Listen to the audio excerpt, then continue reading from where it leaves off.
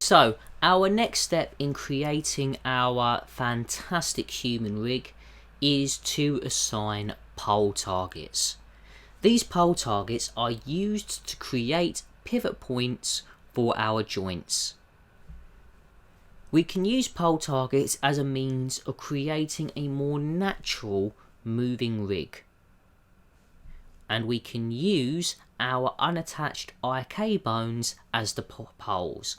So in this lecture, I'm going to show you how we can use the elbow bone to create a pole target.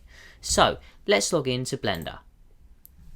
So where we were in our last lecture, we've got our inverse kinematics up, which is fantastic. And we've currently got a elbow bone here ready to be used. So we're going to select our bone that has a bone constraint, and we're going to give it a pole target. Now, when you give your bone a pole target, the pole affected is actually at the bottom of your bone. So in this case, it's literally going to be the elbow. This is the point. If I go into edit mode to select it specifically, this is the point that is going to be affected by the pole target. So let's go back into pose mode and select our bone, and we're going to give it a pole target, and we have to click on armature.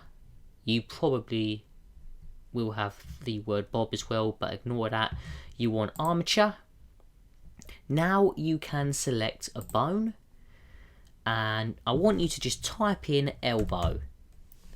I just type EL, I can see elbow.L, click. And now that should be our pole for our bone constraint. So if I click on our elbow bone, I'll zoom out slightly, and if we press G, we can see that it's now influencing our bone. So we can move this about, we can grab, and we can move this about as well. Fantastic. So this is our pole target, so it can be used to rotate our two connected bones. But when they are straight and unaffected by our original IK bone, which is our wrist bone, then all the pole target will do really, if we move it around, is rotate the arm. Once, however, we contract our elbow, so at the moment our elbow is fully extended, this is why the pole target doesn't really do anything apart from rotate the bones. But once we move this in and contract our elbow, then if we select our pole target, then we can start to move it about. So now by using two bones, we can create different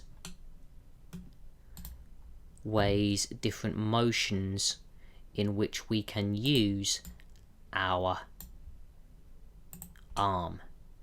Fantastic. So there we go, guys. That's how we can assign pole targets to our bones. Now, I have a challenge for you. This challenge, I'm just going to undo the movement so I can get it back to being nice and straight.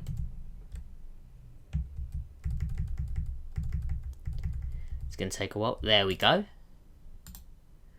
So, your challenge is going to be, I've actually undone it too far. There we go.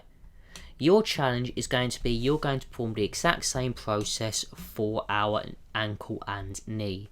So, I want you to ignore this foot bone, and you're going to connect this ankle bone with this leg using inverse kinematics, exactly the same method as we did for the arm. And then using that same method, you're going to connect this bone with the bone constraint and attach this pole target. Do that now, guys, and I will see you in the next lecture.